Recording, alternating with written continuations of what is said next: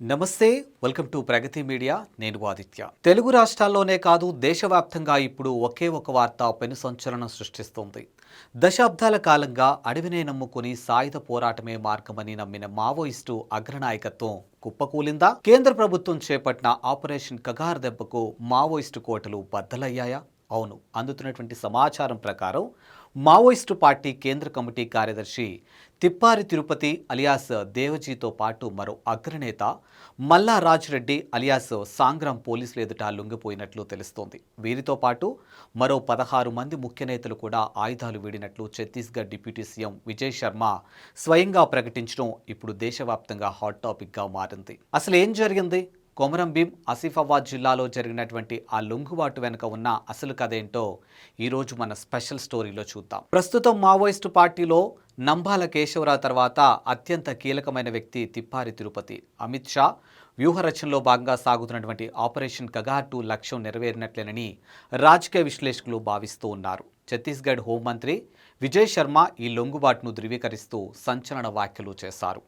కేంద్ర హోంమంత్రి అమిత్ షా రణనీతి, మా సీఎం అవలంబించినటువంటి కఠిన విధానాల వల్ల మావోయిస్టు మనుగడ అంతిమ దశకు చేరిందని ఆయన పేర్కొన్నారు. అయితే తెలంగాణ పోలీసులు మాత్రం ఈ విషయాన్ని ఇంకా అధికారికంగా ధృవీకరించాల్సి ఉంది. కానీ లోపల జరుగుతున్నటువంటి పరిణామాలు చూస్తుంటే మావోయిస్టు ఉద్యమం క్లోజింగ్ చాప్టర్కు వచ్చేసిందని స్పష్టమవుతూ ఉంది. ఎవరి తిప్పారి తిరుపతి?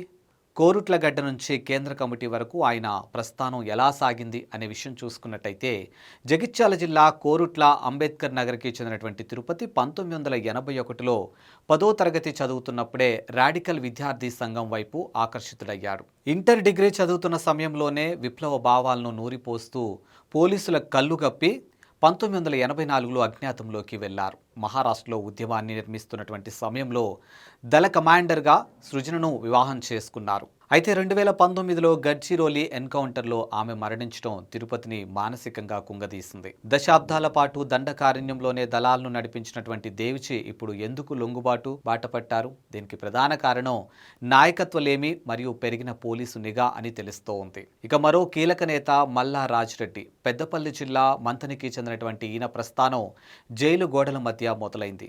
కొండపల్లి సీతారామయ్యతో పరిచయం. 1975లో వరంగల్ జైల్లో పీపుల్స్ వార్ వ్యవస్థాపకుడు కొండపల్లి సీతారామయ్యతో ఏర్పడినటువంటి పరిచయం రాజ్రెడ్డిని పూర్తిస్థాయి విప్లవకారుడిగా మార్చింది. రాజ్రెడ్డి తలపై తెలంగాణలో 75 లక్షల ఇతర రాష్ట్రాలతో కలిపి మొత్తం ₹1 కోటి రివార్డు ఉందంటే ఆయన ప్రాముఖ్యత ఏంటో అర్థం చేసుకోవచ్చు. రాజిరెడ్డి భార్య రత్నమమ్మ కూడా 1982లోనే ఉద్యమంలోకి వెళ్లారు. ఇంతటి సుదీర్ఘ చరిత్ర ఉన్నటువంటి నేతలు ఇప్పుడు ఆయుధాలు పక్కన పెట్టడం వెనుక ఉన్న వ్యూహం ఏంటి అనే ప్రశ్న వినిపిస్తోంది. మావోయిస్టు పార్టీ ఇప్పుడు ఎందుకు కుప్పకూలిపోతుంది? విశ్లేషకులు చెబుతున్నటువంటి కారణాలేంటో ఒకసారి మనం చూస్తే, 2025 మే నెలలో నంబాల కేశవరావు, నవంబర్లో మాడ్వి హిడ్మా వంటి వ్యూహకర్తలు ఎన్కౌంటర్లో మరణించడం పార్టీని చావు దెబ్బతీసింది. బయటకు రండి, మిమ్మల్ని గౌరవంగా చూస్తామని డీజీపీ జితేందర్ ఇస్తున్నటువంటి భరోసా అడవి బిడ్డల్లో మార్పు తెచ్చింది.